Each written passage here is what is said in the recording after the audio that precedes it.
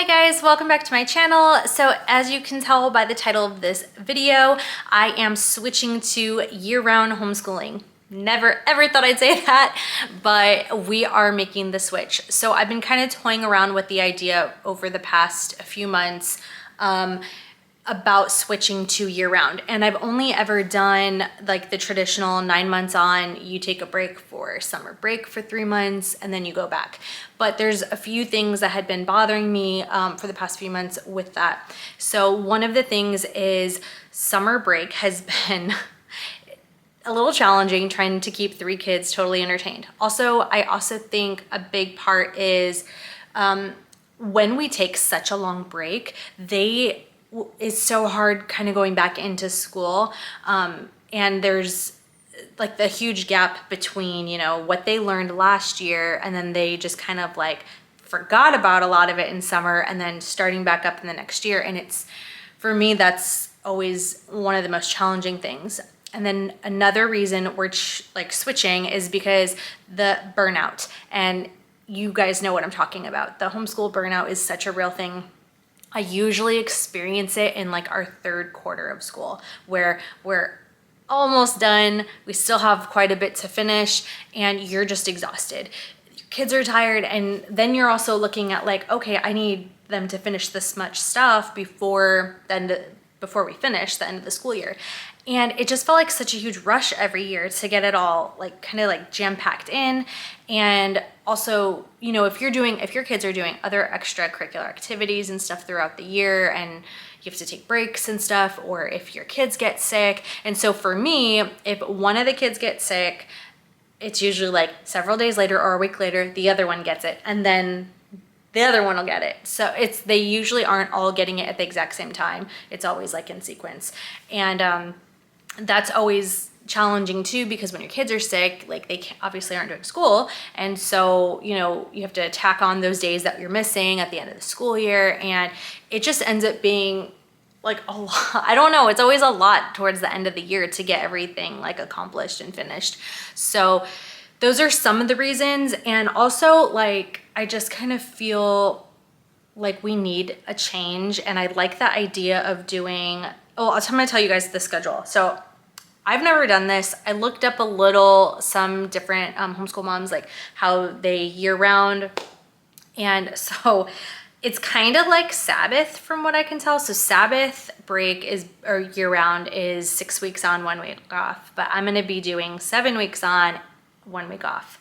So our start date, well, you guys can't really tell from there, but our start date is in 1 week. I'm really excited. I'm excited to be like doing it year round with school, but also getting in those breaks. And I did not think I would enjoy that. And so the reason I didn't think that is because I'm a public school kid too. Like I went to public school. So in my mind, I'm thinking, no, you guys have to do 9 months on and have a summer break like every other kid. But if we're getting breaks throughout the year, I think we'll be fine. My whole thing is that I don't like the loose idea of we take breaks whenever we want. I cannot do that. Not my personality, can't do it. I have to have a schedule because I want them to, one, not get behind in their grade level. That's just my personal preference. I want them to be able to like, hey, we're not getting so relaxed that we're not getting anything done, because I can't do that. I don't know. It's not my personality. I'm a little more type A, where I have to have a schedule for the school year. This is when we're taking our breaks, and I like having things scheduled out way in advance. It just makes me feel more organized. Also, I'm homeschooling 3 different grade levels, so it's a little more like they need structure, I need structure. So we are gonna start August 12th, which is in 1 week, and they will do 7 weeks on, and then they'll take a break in October, and then another 7 weeks, and they'll take a break at the end of November. So the only difference I'm doing is at the end of November so they'll take a week break the week of the 25th. They will go back to school on Monday, December 2nd, and they're only gonna do school for 3 weeks in December, because then we do 2 weeks Christmas break. I'm not changing that. Thanksgiving will always be 1 week, Christmas will always be 2 weeks. We're also having family coming in during Thanksgiving, so that break is just always gonna be there. And then right after Christmas, it will then go 7 weeks on, 1 week off. And the way I kind of have it scheduled, it looks like we'll finish in May. I gave myself like a week grace period, you know, if something comes up, the kids are sick or whatever. So ideally we should finish about the 3rd week of May. And what I plan on doing is a 5-week break after that between grade levels. So, and that's just to really give the kids a break, get myself organized for the next school year. That's like spiral binding everything, photocopying whatever I need to, getting the homeschool room all set up.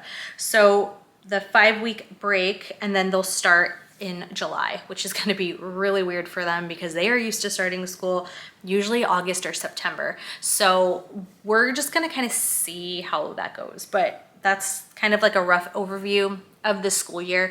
And I did talk to them today about it because I was like, guys, so gather around.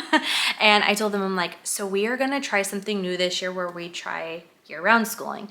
And they were like, what is year-round schooling? You know, to a kid, they're like, we don't get a break. And then so when I told them you're actually getting multiple breaks throughout the year, but they're like scheduled breaks.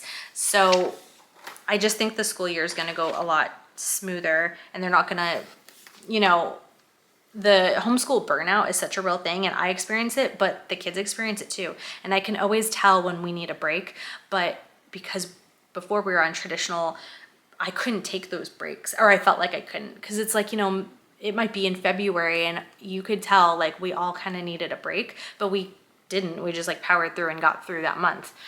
So I like the idea of 7 weeks on, 1 week off. So that's going to be the schedule for the school year. We will see how that goes. But yeah, we start in 1 week. I'm half ready, or I'm a little more than half ready. I have a couple other things to get, but because we're going to do year round, I don't feel so like rushed to get everything.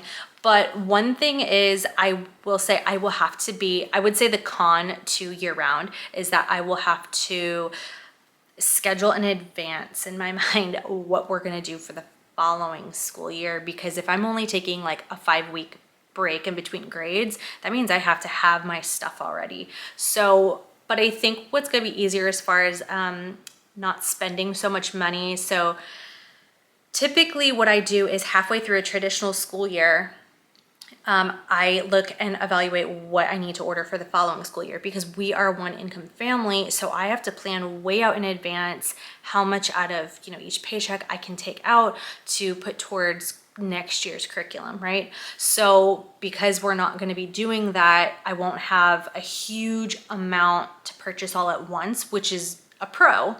But the con of that is I have to get a little throughout the year, if that makes sense. So that actually might be better for us financially. Like, you know, if Haley, I already know like we're getting the next level of math, you know, sometime in our school year, and I know that the math is going to only cost me so much money. I'm just going to throw out a number. Let's say her math only cost me $25.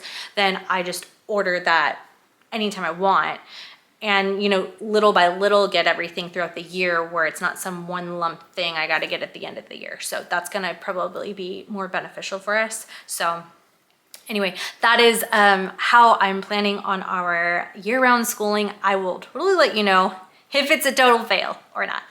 You know, I'm going to be positive. I feel like it's going to be good. I feel really excited about it. The kids seemed okay with it. So I was like, I think it's going to be fine, guys. We'll just try it out and see how it goes. So we're just gonna go into it with a positive attitude. So thank you so much for watching. This is probably a shorter video of mine, but just wanna let you guys know that yes, I am making this decision totally last minute because we start in 1 week. So thank you so much for watching, guys, and make sure you like, subscribe, and I will see you in my next one. Bye.